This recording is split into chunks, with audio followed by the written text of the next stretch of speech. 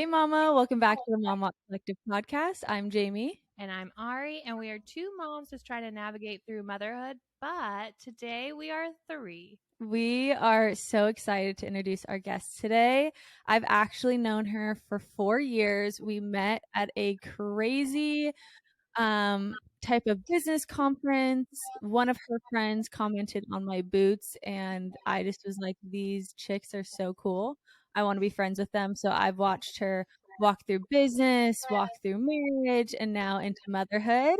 And not only is she just a cool girl, but now she's a cool mom. So I want to introduce you to one of our Canadian ambassadors, Alex. Hi, Alex. Hi. We are so stoked to have you. Could you fill everyone in on a little bit about your life, like elevator pitch, what you do on a day-to-day basis, how many kids you have, what all that looks like for you? Yeah, of course. So my name is Alex. I am from Calgary, Alberta in Canada. I have one daughter and she's 8 months old and she's the love of my life. She's such a happy baby, thankfully. I am married to my husband and we've been married for 3.5 years and we actually met 5 years ago. So we got engaged pretty quick, but he's the love of my life, so obviously it worked out good for us. I'm currently on maternity leave, which because in Canada you can take maternity leave for a year or 18 months. So I'm still on maternity leave, working my business from home, spending lots of time outside, even though it's minus 40 out here sometimes. But trying my best. But that's me.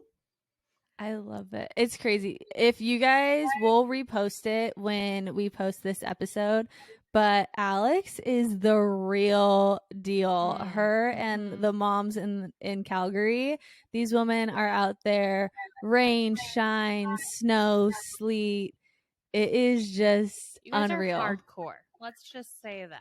I think I had a call with you probably a month or two ago, and you were in a tank top, and I was like, "Oh, how like what's the temperature out there?" You're like, -17 degrees. I'm like, what? I would die. I mean, maybe I could survive, but I would be, yeah, you were like baking cookies, super cute. Also, your little one is 1 day younger than my twins, and I love that. So you're raising you're raising a Taurus, and it's the Chinese New Year of the tiger. So these are going to be some intense kids, and I love it. Oh yeah.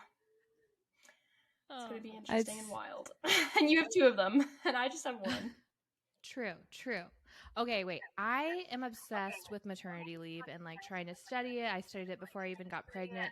And so I know we had a topic that we want to talk to you about. But when we started talking prior to recording, we started talking how different it is in Canada than the US. And both Jamie and I are in the US. You're in Canada.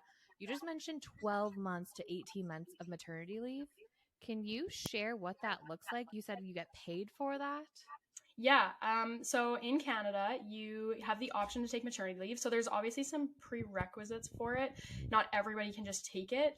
You do have to like qualify by working a certain amount of hours before you take maternity leave. So as long as you're basically working a job, you can qualify. So you can take 12 to 18 months. It's kind of your choice.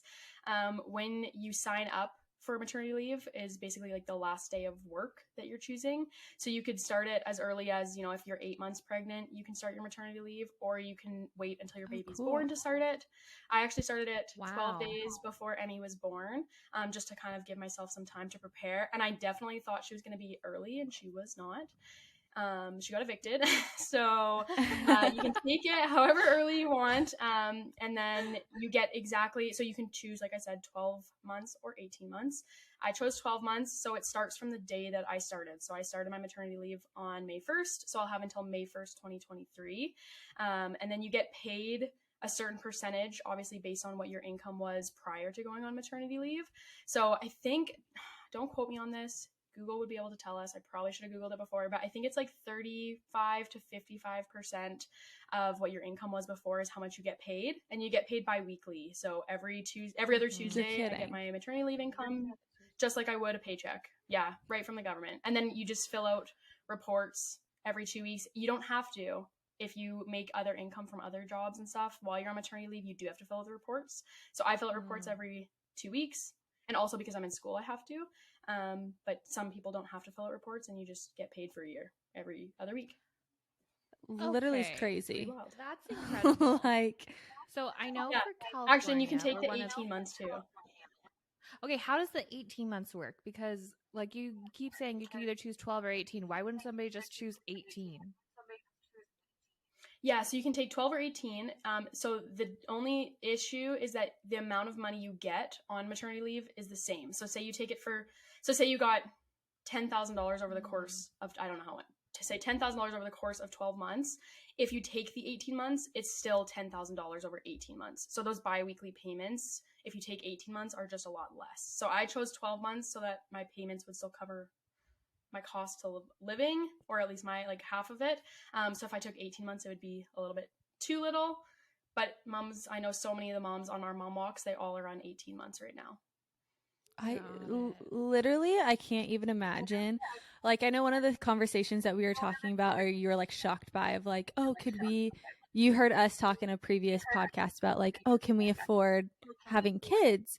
Because the benefits of being in the States is we do have so much freedom and we have so much choice, but it also comes with its challenges and areas, and especially walking into motherhood of you expenses start once you get pregnant. You know, you have all the OB appointments, then you have the ultrasound, then you have your birth, and yes, if you could qualify for government assistance, it totally helps.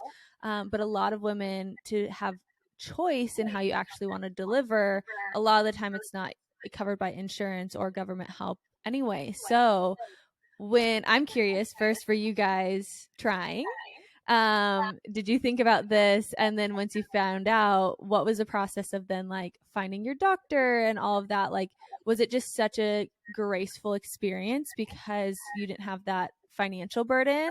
Or I'm just curious, like, tell me the story of, okay, you guys have been married a few years, let's start a family, or what all came about? Okay, so yes, we wanted to start a family, but we were not planning to start a family as fast as we did. I am very, very blessed that I did get pregnant very easily. I know a lot of women do struggle, and my heart just goes out to them. Unfortunately, no, fortunately for me, it was an accidental pregnancy. So I was on birth control. It was making me really sick, and I was like, you know what? I don't want to come off it. I also have epilepsy, so due to like other medications I was on at the time, a lot of the doctors kept telling me, oh, okay, well, you're on these medications that contradict your birth control medications, so your body and your hormones are basically really messed up. You're probably going to be, a year or two of trying to get pregnant before you get pregnant. So I'm like, well, why don't I stop taking my birth control now? Yeah, literally, I know how many people say that. So I stopped taking my birth control. I'm like, well, if it's going to be a while, I would, next year sounds good to get pregnant. Sure. I took my stopped taking my birth control. I had one period, and then I was pregnant. So wow. Yeah, it came quick, but it was also like a blessing in disguise. We weren't really like, I don't know, we weren't preventing it. So we were still, it wasn't like oh no, we're pregnant. It was like, oh cool, okay, we're pregnant, a little bit earlier than Jamie we method? originally planned. Were you doing Oh the my Jamie gosh, method man, though? literally. The pull and pray? The what method? The yeah. Jamie No, method. yeah. The pull and Yeah. pray. Well, we honestly really didn't even do that. We were just, I was like, oh, we're not going to get pregnant. It's fine. Yeah. It's like Yes, the doctor said it we worked out so can't. It's good. going to take a while. It's good. Yeah, exactly. That was my birth control. The doctor said no. So I actually found out I was pregnant the day that I flew out to Atlanta, where I actually saw Jamie. Funny story. We were both pregnant together at the same time, and we weren't telling anyone. We didn't tell each other. But I needed to know before that trip if I was pregnant, which I was. So yeah, kind of circling back to your question. We never had to think about financial stuff because in Canada, it's all just included in your healthcare.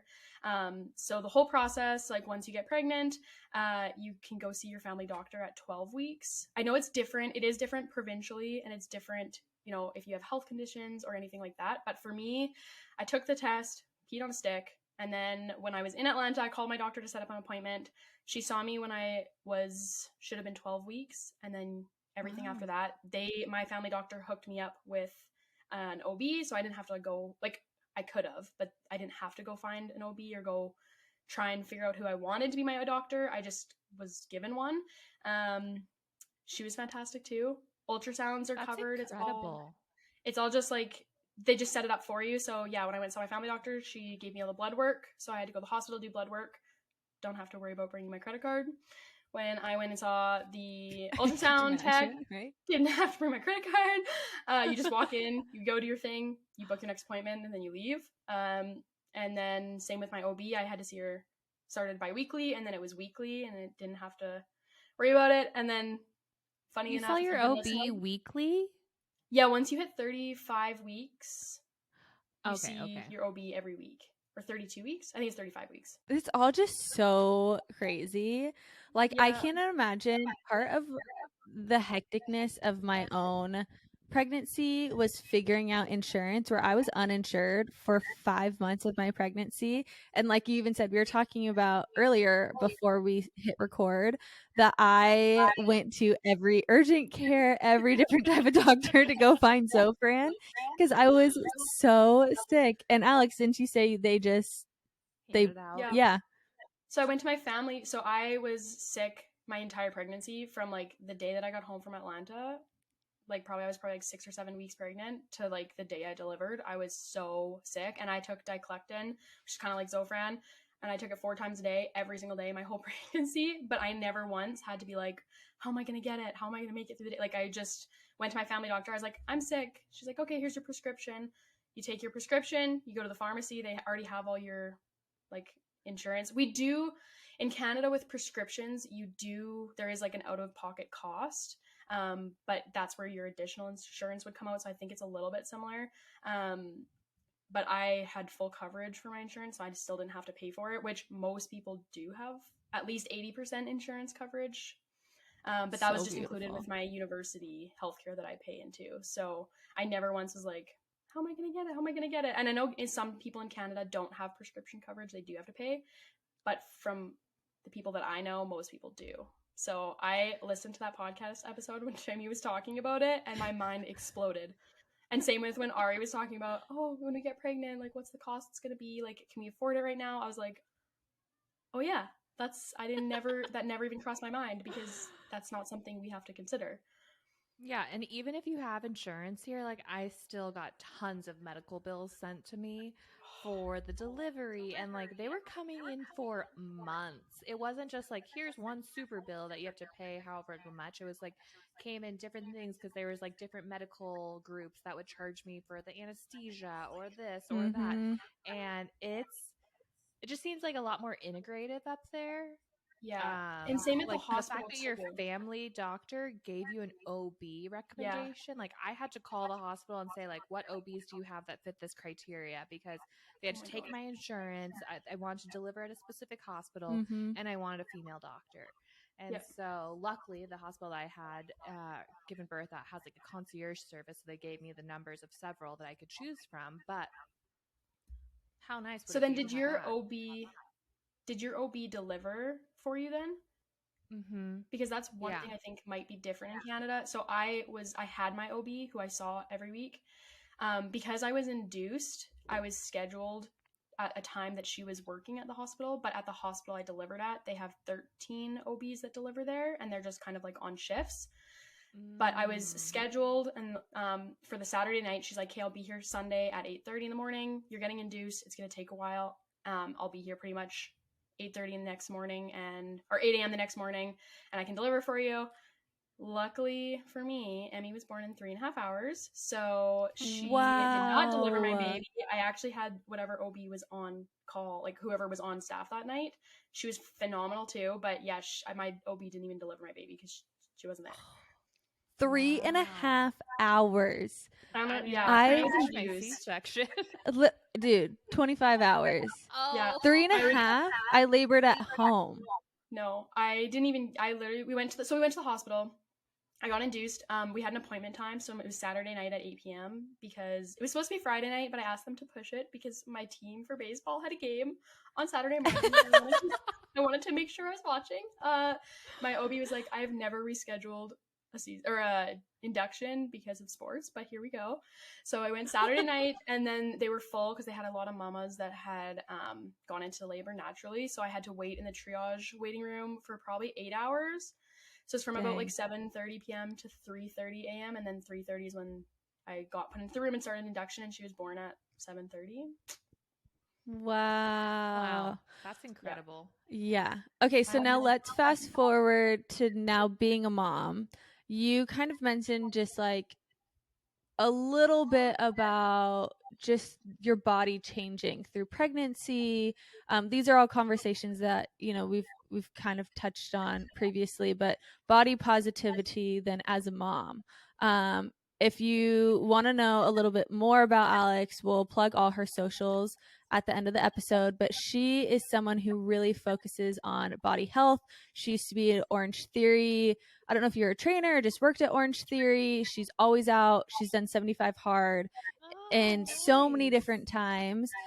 So I'm curious, what was that journey like then too, of like, okay, great pregnancy, you didn't have the burden of having to figure out the financials, but emotionally and physically, what was that like for you? And then now into motherhood. Yeah, so a little bit, I guess, just from the start. I have always kind of been a sports person. I've done sports since I was a little kid. I've always done skiing and basketball and swimming. And then even into adulthood, I have always been into like weightlifting and just being outside, walking, hiking. So I've always been a very active person, and that's kind of big part of my personality. So I started working at Orange Theory, and I was the studio manager there for 2 years before I went on maternity leave. And so getting pregnant, I at first was like, whatever, I got this, no big deal. But then as my body started changing, it caused me a lot of like stress and anxiety towards like, and then you hear everyone saying, well, you know, you'll never be the same afterwards. Like, look at me, I've had 2 kids and my body's never the same. So then it kind of gets into your head a little bit, because that's all that people want to talk about. And being pregnant, I feel like that's all that people ever brought up to me, was all their negative experiences and like a lot of negativity towards it. And so I'm not someone who like only cares about the way I look, but I also do spend a lot of time at the gym, and like I do focus on how I feel, and I love physical activity for the way that it makes me feel. And so I was losing that feeling because I was losing the ability to do what I normally would do in the gym. So I had to cut back, and I had to start only walking, and I couldn't lift as heavy. And so it kind of got to my head a little bit. And then I think probably when I was like 30 weeks. When did you start cutting back and slowing down? Because I know I did Orange Theory up until 6 months pregnant, and then my belly was just like about to hit the treadmill. But like, I cannot see my feet. I can't do this. So I did Orange Theory until I was 36 weeks. But it was like it looked very different than when I had started. So I did Orange Theory. Absolutely. I obviously stopped running probably at about 4 or 5 months, just because it was uncomfortable for me. I stopped rowing too, because it just did not feel very good. But I just walked on the treadmill, like limited my weights. And then I got really bad pubis symphysis. So I had a really hard time with my pelvis, and it was like so painful to really do anything. So even walking sucked. So after like 36 weeks, I just started walking. But I probably did like workouts until 36 weeks. That's amazing. That's incredible. I was so But sick. Again, that's how I was before I was pregnant. I did Orange Theory every day. So it was like what I was used to. And again, it was more so just like for my mental well-being. I was so tired. I was like, I don't want to go. I'm like, I know if I go, I'm going to feel better. So I did continue to work out. Yes, literally. It changes everything. But, okay, so continue on. You started just noticing like what you used to do to make on what was making you feel good, you had to start cutting back on. So pick up from there. Yeah. So then I had to start cutting back, and I think once I kind of hit 35 weeks, I was kind of like, I kind of lost that mindset of like, oh my gosh, my body's ruined. Because at that point, it was maybe even earlier than that, because then you start feeling your baby move and kick, and and then I was really showing. And once I popped, I was kind of like, you know what, this is awesome. I was like, my body is doing such an incredible thing. And I was like, I kind of forgot about that whole other aspect of it for the remainder of my pregnancy, because you just feel like you're just growing a miracle, because you are. So I think I kind of forgot about it a little bit. And then going into postpartum, once she was born, I kind of didn't really bother me too much at the beginning, because I was focusing on healing and just trying to make sure, like, how do you take care of a baby? I'm like, I don't know how to take care of a child. How did the hospital just let me walk out? I'm like, I don't know, mom, come over please, because I don't know what I'm doing. So it kind of didn't come back in my mind. And then I started walking, a couple days postpartum, and I probably didn't start working out again until 10 or 12 weeks postpartum. I think the whole body and like the way that I looked, it never really bothered me until I started working out again. Because then I started going back to the gym, and I started seeing the people that I saw every day before I was pregnant, and they looked the same, and they were still, you know, had all their muscles and had all this, but I was feeling like I was starting over, and that was really hard for me because I've never had to start over, because since I was little, I've just been doing this. So it's something I feel like I've never had to really experience before. So then I started getting back into it, and then I kind of had to give myself a pep talk about being like, just, you're doing it for your mental health, and that's the main point of it, and your physical health will just follow. It will get there. And so then, you know, fast forward to now, I'm back to working out. I completely like just happy with the way my body is. I, again, bounce back. Everybody always has to use that term, but you bounce back or you don't. It doesn't really matter, because at the end of the day, it's like, for me, it's like how you feel upstairs. Like, how does your brain feel? How do you feel going into your day? And how does the gym make you feel mentally? So for me, the gym is like that mental escape and that break from everything else. And I don't know, just going back into like body positivity. Everybody's different. Everybody's bodies handle pregnancy different.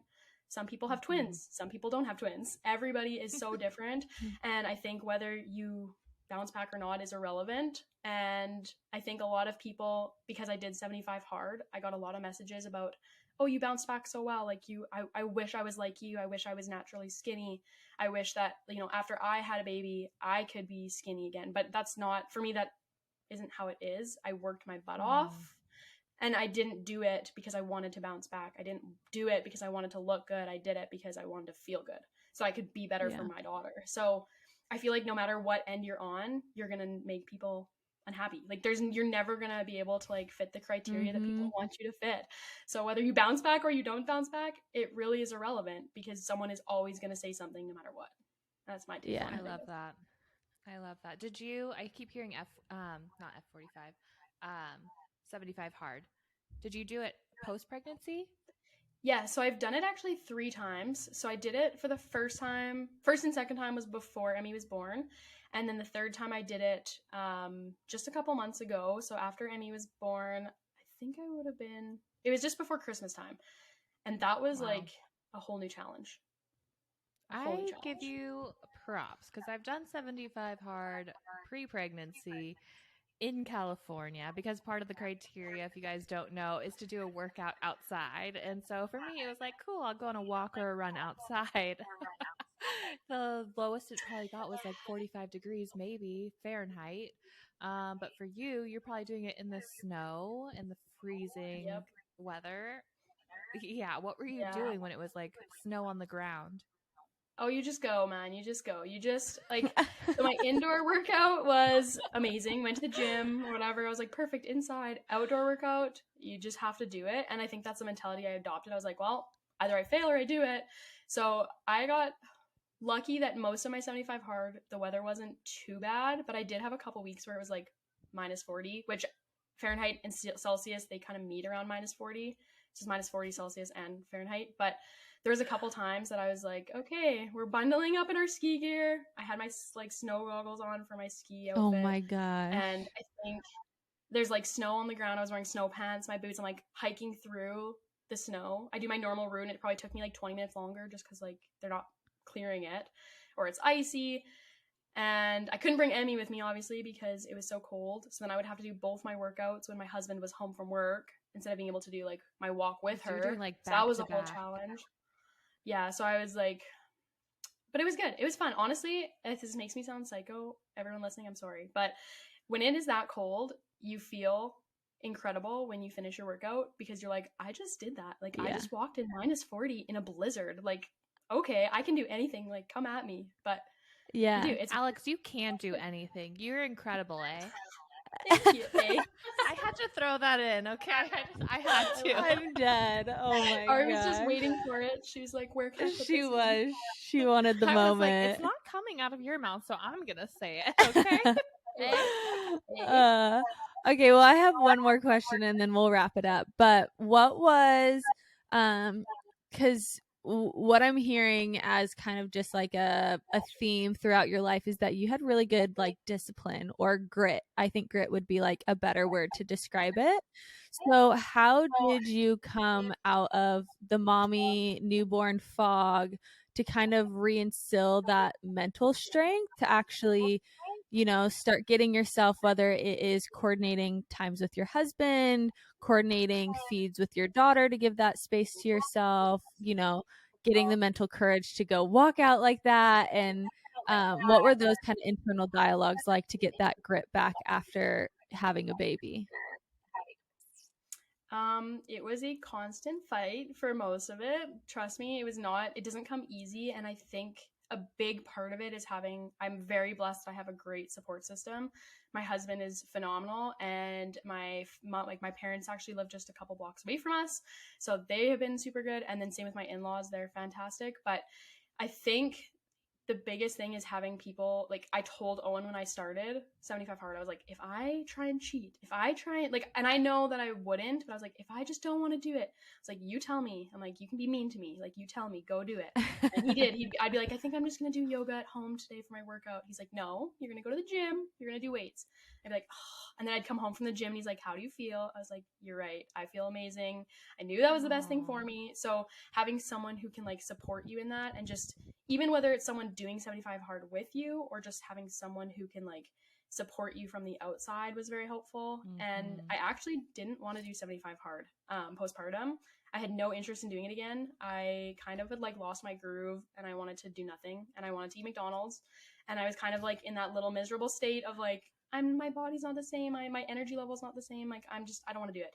And then my dad was like, I'm gonna do 75 hard, you're gonna do it with me. And I was like, Oh, no, I'm not, Dad. I'm sleeping 4 hours at night. I'm not doing 75 hard with you. He's like, well, we're starting on Monday, so like I'll see you at lunch for a walk on Monday. Sure enough, Monday came, text me in the morning saying, hey, let's go, we're going for a walk. I was like, okay, we're doing this. And then I just was like, you know what, you're right. We did the walk, and I'm like, okay, if I do want to work out today, get all my other stuff done, we're good. And so I think just having those support people in your life, and then just, I don't know, telling yourself that what's going to happen at the end of it and what's going to come on the other side is going to make you feel so much better. And for me, that's like what matters, is I know what I am capable of, and I know that if I'm not living up to that, I can push myself to do better. So I don't know. Yeah. No, it's so good. Seriously, it was such a pleasure having you on. It's so fun seeing like so many different walks of life with Alex. Just from meeting through business to now being moms together and doing this collective together. I just admire you so much. This girl can work, but she is brilliant. She has one of the best minds I've ever met. And so I just appreciate you sharing everything that you shared today. If you guys are listening to this and you live in the Calgary area, Alex, can you plug both your personal and your walk socials, please? Yes. So my personal is just my name at Alex Sigurdson _ at the end. Classic. And then the walk Instagram is at airdriemomwalkco. Amazing. Awesome. You are a classic lady. Thanks. I like the underscore. Classic A. Yeah. I did not hear any A's from you, like just in casual talk. So you must have been prepping for this. I had to hold it back. Or the bud. Say a lot of bud out here. Oh, well, I need to hear more of this. But if you guys aren't local to the Calgary area and you want to find a walk close to you, go to the momwalkcollective.com, and we have a walk finder that you can plug in your city, find the closest walk to you. If you don't have one locally to you, then why don't you start one? We have an application page that you can apply to become an ambassador, just like Alex did. I mean, Alex might have slid in when we first got started. Oh, for sure. I was gonna say, I was like, the Mom Walk Co didn't exist when I started. I saw Jamie posting about it, and I'm like, I'm doing that. And I'm like, Jamie, I'm just doing it. I'm copying you. And then she's like, I'm gonna start this thing. I'm like, perfect. I'm in. Yeah. And that's how the collective began. It is. I love it. Well, if you guys can, we're trying to build the the popularity on the charts on all the different streaming platforms.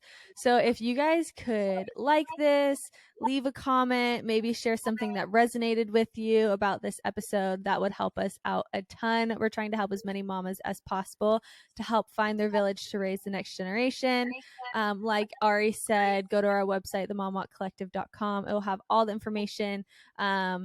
And we just want to say we love you, Mama, and we'll talk to you soon.